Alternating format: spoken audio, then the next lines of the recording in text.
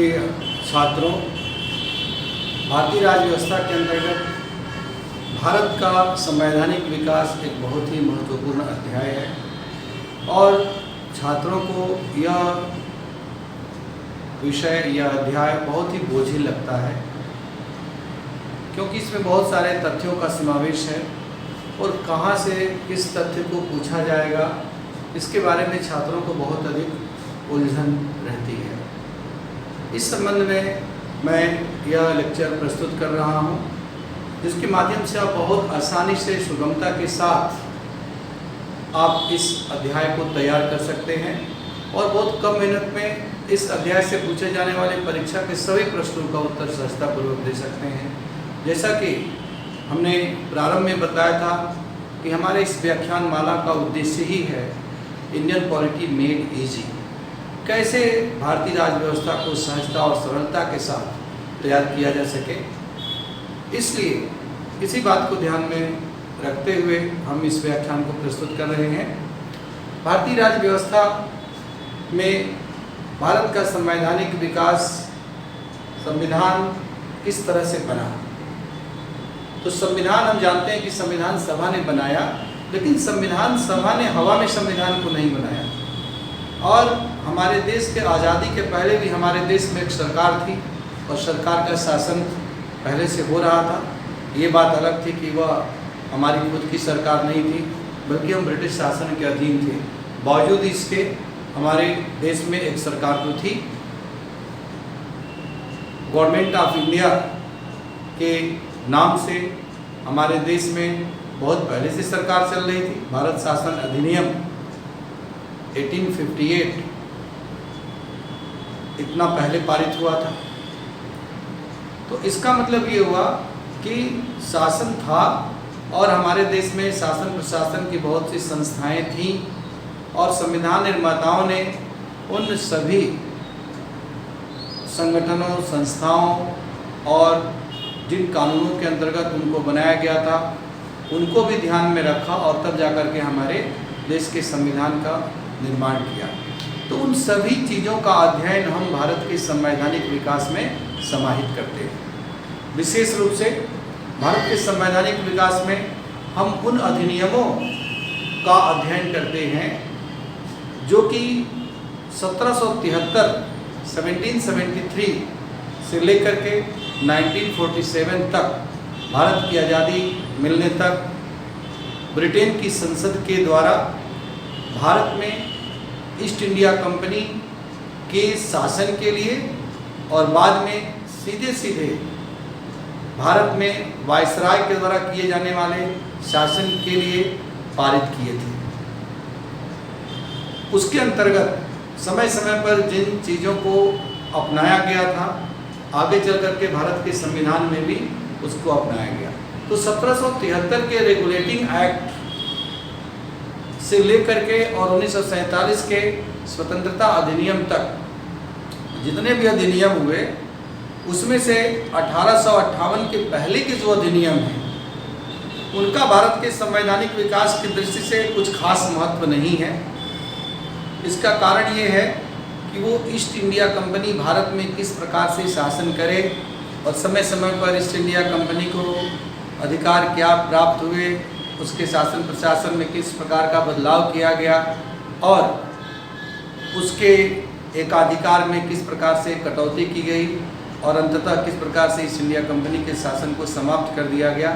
इन सब का संबंध 1773 के रेगुलेटिंग एक्ट से या 1784 के पिट्स के इंडिया एक्ट से या 1813 के चार्टर एक्ट से या 1833 के चार्टर एक्ट से या 1853 के चार्टर एक्ट से संबंध था। विशेष रूप से भारत के संवैधानिक विकास में जिन अधिनियमों ने योगदान दिया, उसमें जो प्रमुख हैं वे अधिनियम, सबसे शुरुआत में भारत शासन अधिनियम, गवर्नमेंट ऑफ इंडिया एक्ट 1858,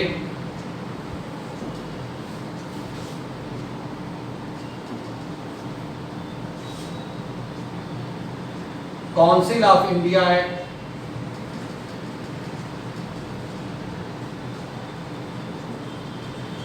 अर्थात भारत परिषद अधिनियम 1861, फिर काउंसिल ऑफ इंडिया एक्ट 1892, फिर काउंसिल ऑफ इंडिया एक्ट 1909 महत्वपूर्ण है। तत्पश्चात गवर्नमेंट ऑफ इंडिया एक्ट, अर्थात भारत शासन अधिनियम 1919 और गवर्नमेंट ऑफ इंडिया एक्ट 1935 और लास्ट में इंडिपेंडेंस ऑफ इंडिया एक्ट, अर्थात भारत स्वतंत्रता अधिनियम 1947। इस अधिनियमों का महत्वपूर्ण योगदान रहा है भारत के संवैधानिक विकास में। अब यदि आप देखें कि इन अधिनियमों के अंतर्गत क्या हुआ और कैसे हम अपने वर्तमान संविधान को देखते हैं, तो वर्तमान संविधान में इन अधिनियमों के अंतर्गत किए गए प्रावधान समाहित किए गए। 1858 का अधिनियम बहुत महत्वपूर्ण है, जिसके माध्यम से भारत में ईस्ट इंडिया कंपनी के शासन को समाप्त कर दिया गया और भारत में क्राउन अर्थात ब्रिटेन के सम्राट या साम्राज्ञी के शासन की शुरुआत हुई। उस समय ब्रिटेन की महारानी विक्टोरिया थी और ब्रिटेन के प्रधानमंत्री लॉर्ड पामरस्टन थे। तो उस दौर में 1858 का अधिनियम ब्रिटेन की संसद ने पारित किया और इसके माध्यम से सीधे सीधे भारत ब्रिटेन के सम्राट के शासन के अधीन आ गया और ईस्ट इंडिया कंपनी का शासन जो 1773 से चला रहा था हमेशा हमेशा के लिए खत्म हो गया। इसलिए ईस्ट इंडिया कंपनी के लिए किए गए जो अन्य प्रावधान थे वो भी खत्म हो गए। फॉर एग्जाम्पल पिट्स के एक्ट के द्वारा जिस बोर्ड ऑफ कंट्रोल को स्थापित किया गया था वो बोर्ड ऑफ कंट्रोल भी इसके द्वारा समाप्त कर दिया गया और गवर्नर जनरल को अब वायसराय अर्थात ब्रिटिश सम्राट के रिप्रेजेंटेटिव या उसके प्रतिनिधि के रूप में बनाया गया। भारत में सर्वोच्च शासक वायसराय था और ब्रिटेन में एक इंडिया काउंसिल बनाया गया, भारत परिषद, जिसमें 15 सदस्य होते थे और उसका जो अध्यक्ष होता था वो ब्रिटिश मंत्रिमंडल का एक मंत्री होता था जिसे secretary of states for India या हिंदी में कहें तो भारत सचिव कहा गया, वो बनाया गया। और उस भारत परिषद के द्वारा ही व्यवहार में ब्रिटेन की ओर से भारत का शासन संचालित किया जाता था और भारत में उसके दिशा निर्देशों के अधीन रहते हुए वायसराय के द्वारा भारत का शासन चलाया जा रहा था। इस अधिनियम के अंतर्गत कुछ और बातें भी हुई जिनका सीधे सीधे संवैधानिक विकास से तो संबंध नहीं है। उदाहरण के तौर पर भारत में ईसाई मिशनरियों को मनमानी करने पर रोक लगा दिया गया। धर्म प्रचार के अंतर्गत जो ज्यादती किया करते थे उन सब चीज़ों पर रिस्ट्रिक्शन लगा दिया गया।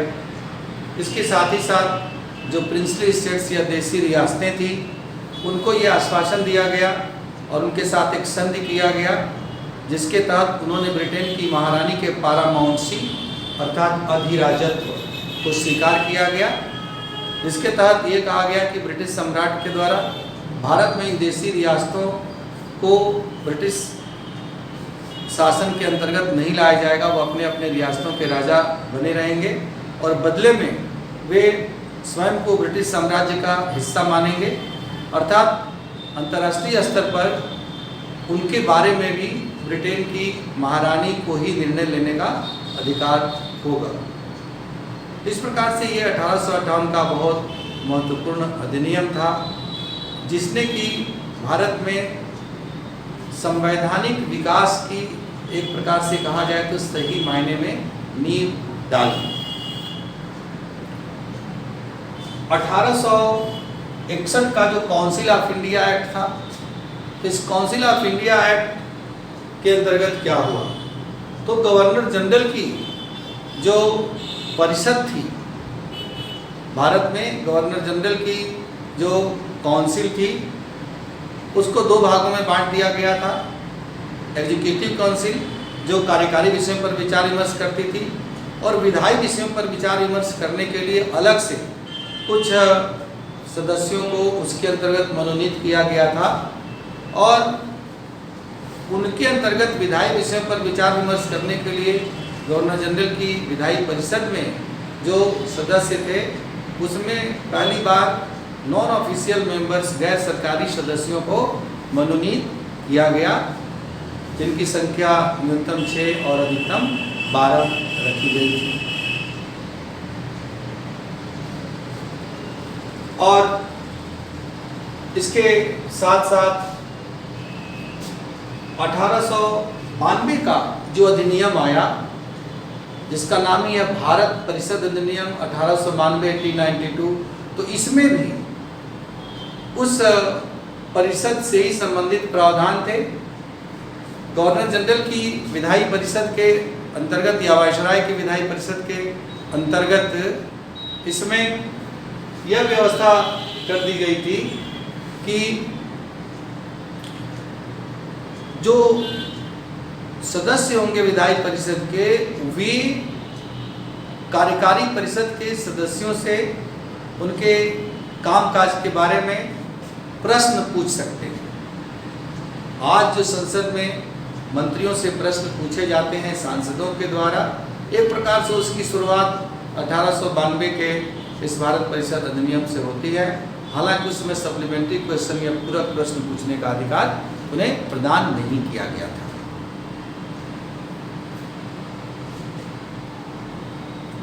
(1861) के अधिनियम में एक चीज और भी याद रखनी है कि पोर्टफोलियो सिस्टम को अपनाया गया था, जिसे कि लॉर्ड कैनिंग के द्वारा 1861 के अधिनियम के पहले 1859 में ही अपनी ओर से लागू किया जा चुका था, लेकिन उसको विधिक मान्यता 1861 के अधिनियम के द्वारा दी गई और वायसराय को अध्यादेश जारी करने की शक्ति भी 1861 के भारत परिषद अधिनियम के अंतर्गत प्रदान की गई थी। 1909 का जो अधिनियम है बहुत महत्वपूर्ण है, जो कि मार्ले मिंटो रिपोर्ट पर आधारित था। मिंटो उस समय भारत के वायसराय थे और ये अधिनियम कहा जाता है कि भारत में सांप्रदायिकता को बढ़ाने और अंततः देश के विभाजन के लिए जिम्मेदार बना, क्योंकि इसके माध्यम से हमारे देश में कम्युनल रिप्रेजेंटेशन सिस्टम या सांप्रदायिक प्रतिनिधित्व प्रणाली को अपनाया गया और इसके माध्यम से मुस्लिम समुदाय के लिए एक पृथक निर्वाचक मंडल की व्यवस्था की गई, अर्थात मुस्लिम समुदाय का जो प्रतिनिधि होगा वो मुस्लिम ही होगा। आगे चल करके इस व्यवस्था की वजह से ही तमाम मुस्लिम लोगों में जो मुस्लिम लीग से संबंधित थे अपना एक अलग इस्लामिक देश बनाने की आकांक्षा जागृत हुई और देश के विभाजन की मांग उठी। जिन्ना ने टू नेशन थ्योरी, द्विराष्ट्रवाद का सिद्धांत दिया और उसके आधार पर सेपरेट होमलैंड फॉर मुस्लिम्स, मुसलमानों के लिए पृथक गृह प्रदेश की मांग की और अंततः 1947 में जब हमें आज़ादी मिली तो उसी समय देश के टुकड़े भी हो गए। तो ये इस दृष्टि से अधिनियम बहुत खतरनाक था, लेकिन इसकी अच्छी बात क्या थी कि पहली बार देश में निर्वाचन, प्रत्यक्ष निर्वाचन की प्रक्रिया को इस अधिनियम के माध्यम से अपनाया गया। हालांकि जो निर्वाचन का अधिकार था वो बहुत सीमित था। यूनिवर्सल एडल्ट फ्रेंचाइज, सार्वभौमिक वयस्क मताधिकार जो आज है, वैसा अधिकार नहीं दिया गया था, लेकिन निर्वाचन की प्रणाली को शुरू करने का श्रेय इस अधिनियम को है। 1919 का भारत शासन अधिनियम जो मार्ले मिंटो रिपोर्ट पर आधारित था, मॉन्टेग्यू चेम्सफोर्ड रिपोर्ट के ऊपर आधारित था। उस समय मॉन्टेग्यू चेम्सफोर्ड रिपोर्ट, या जिसे 60 में माल्टफोर्ड रिपोर्ट भी कहते हैं, उसके माध्यम से ये कहा गया कि भविष्य में भारत में ब्रिटिश शासन का उद्देश्य रिस्पॉन्सिबल गवर्नमेंट या उत्तरदायी शासन की स्थापना करना होगा। लेकिन ध्यान रखना चाहिए कि उस समय उत्तरदायी शासन की स्थापना नहीं की गई, केवल आश्वासन दिया गया कि भविष्य में उत्तरदायी शासन की स्थापना की जाएगी। इसका कारण ये था कि हमारे देश में 1916 में होम रूल मूवमेंट शुरू हो गया था एनी बेसेंट और बाल गंगाधर तिलक के द्वारा। दोनों की जो मांगें थी, उन मांगों को कहीं न कहीं किसी न किसी रूप में भविष्य में स्वीकार करने का आश्वासन इस अधिनियम के द्वारा दिया गया। इस अधिनियम की जो सबसे महत्वपूर्ण बात थी कि इसके माध्यम से राज्यों के स्तर पर डायरार्की या द्वैध शासन को लागू किया गया, जिसके अंतर्गत राज्य स्तर पर जो शासन के विषय थे उनको 2 भागों में बांट दिया गया। पहला भाग राज्य के गवर्नर के शासन के अधीन रखा गया, जिसको आरक्षित विषय या रिजर्व सब्जेक्ट कहा गया, और दूसरा भाग ट्रांसफर्ड या हस्तांतरित विषय कहा गया, जिसको कि जनप्रतिनिधियों के अधीन रखा गया था। और चुनाव प्रांतीय स्तर पर इसके बाद चुनाव भी हुए थे। ये अधिनियम ब्रिटेन में भारत के हाई कमिश्नर की नियुक्ति का भी प्रावधान करता था। इसके साथ ही साथ भारत में पहली बार बाईकैमरल यूनियन लेजिस्लेचर या 2 सदनों वाली केंद्रीय व्यवस्थापिका का प्रावधान करने वाला अधिनियम था। आज भी हमारे देश में हम देखते हैं कि संविधान बनने के बाद 2 सदनों वाली हमारी केंद्रीय व्यवस्थापिका है। तो उसकी शुरुआत एक प्रकार से वहाँ से होती है। सबसे महत्वपूर्ण अधिनियम 1935 का अधिनियम है। विशेष रूप से जब हम भारत के संवैधानिक विकास की बात करते हैं तो 1935 का अधिनियम सबसे महत्वपूर्ण है। खुद संविधान के महान विद्वान दुर्गादास बसु, डी.डी. बसु ने कहा कि about 80% of our present constitution is borrowed from the government of India 1935। तो 3/4 से भी अधिक हिस्सा हमारे संविधान का इस 1935 के अधिनियम से ग्रहण किया गया है। यदि पॉइंट वाइज हम बात करें तो सबसे पहली बात, इस अधिनियम के द्वारा एक ऑल इंडिया फेडरेशन या अखिल भारतीय परिसंघ की स्थापना की बात की गई थी। ऑल इंडिया फेडरेशन जिसमें कि ब्रिटिश प्रांतों और देशी रियासतों दोनों को शामिल होना था।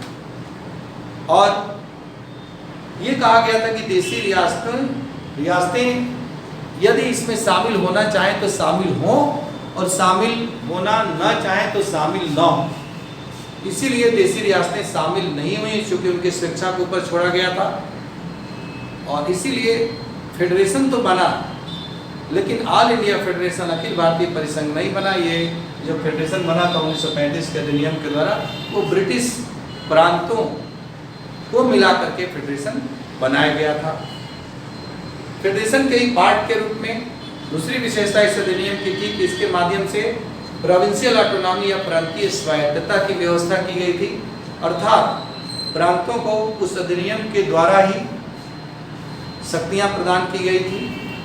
जैसे आज हमारे संविधान में है संघ सूची, राज्य सूची, समवर्ती सूची, वैसे इस अधिनियम के माध्यम से फेडरल लिस्ट, प्रोविंशियल लिस्ट और कंकरेंट लिस्ट बनाया गया था। फेडरल लिस्ट के अंतर्गत 59 सब्जेक्ट, प्रोविंशियल लिस्ट के अंतर्गत 54 सब्जेक्ट और कंकरेंट लिस्ट के अंतर्गत 36 सब्जेक्ट रखे गए थे। और रेजिडुअरी सब्जेक्ट्स या जो अवशिष्ट विषय जो तीनों सूचियों के अंतर्गत नहीं आते, उन विषयों को वायसराय के ऊपर छोड़ दिया गया था, on the description of viceroy. Viceroy किसी अवशिष्ट विषय को चाहे तो केंद्र सरकार को सौंपे या राज्य सरकार को सौंपे। 1935 के अधिनियम में अगली बात ये थी कि इसके अंतर्गत राज्यों में जो द्वैध शासन 1919 के अधिनियम के द्वारा स्थापित किया गया था उसको समाप्त कर दिया गया और संघ सरकार के स्तर पर द्वैत शासन या डायआर्की को प्रारंभ किया गया था। 1935 के माध्यम से कई संघीय संस्थाओं की भी व्यवस्था की गई, जैसे कि आरबीआई एक्ट पहले ही बनाया जा चुका था 1934 में, लेकिन इस अधिनियम के माध्यम से देश के केंद्रीय बैंक के रूप में आरबीआई को मान्यता प्रदान की गई, रिजर्व बैंक ऑफ इंडिया को। इसी प्रकार से परिसंघीय न्यायालय फेडरल कोर्ट की व्यवस्था हुई, परिसंघीय लोक सेवा आयोग फेडरल पब्लिक सर्विस कमीशन की व्यवस्था हुई। तो ऐसी कुछ संघीय संस्थाओं की भी व्यवस्था इस अधिनियम के द्वारा की गई थी। इस अधिनियम की एक और खास बात ये है कि भारत की आज़ादी 1947 में मिली, उसकी आज़ादी की प्राप्ति के बाद भी जब तक कि भारत का संविधान बन करके तैयार नहीं हो जाता, तब तक के लिए थोड़े बहुत संशोधनों के साथ 1935 के भारत शासन अधिनियम के अनुसार ही भारत का शासन किया जाना था। इस बात का उल्लेख सन 1947 के भारत स्वतंत्रता अधिनियम में किया गया था। तो 1935 का अधिनियम 1947 के बाद भी जब तक हमारा संविधान बन करके लागू नहीं हो गया, तब तक किसी न किसी रूप में हमारे देश के शासन का काम कर रहा था।